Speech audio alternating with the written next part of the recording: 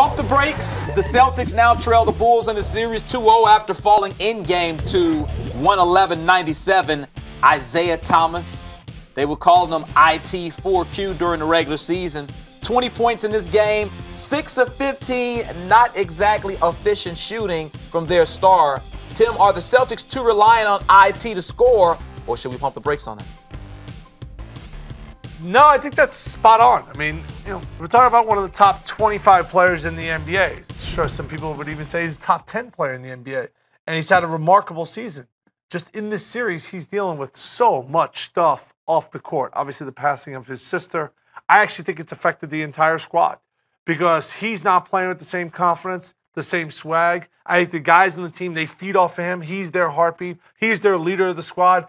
And they recognize IT. Yes, we only watch the game, but in the locker room, the struggle that he's going with his family right now, I think it's affected everyone on that squad. Now, I can't confirm that, but just watching their effort, they don't look like the same team that they were in the regular season. So what else can you point to?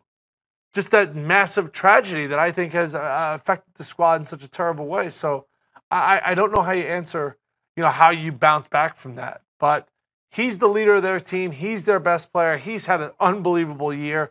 And, yeah, you ride or die with your guys. This is the NBA. It's a star-driven league. And Game 1, he was great. They lose that game down the stretch. Game 2, not so good. They get blown out. Yeah, he's been the guy in the clutch that they've gone to. He has delivered. And when he's delivering and playing very well, he fires up the rest of his teammates. How about the crowd? The crowd as well. Yep. So if he's not providing that fire, if he's not providing that passion, then you see what happens to the Boston Celtics, and you just don't know if he's going to be able to get it back. All the reports say that he's going to go to be with his family in Washington, following this game, but he should be ready to go for Game 3. But how emotionally draining, I wonder, will those 2 days in between be for Thomas when he's with his family? No, and obviously our thoughts and prayers are with him and his family. This is an incredibly difficult time, and he's got to go out there and lead his team.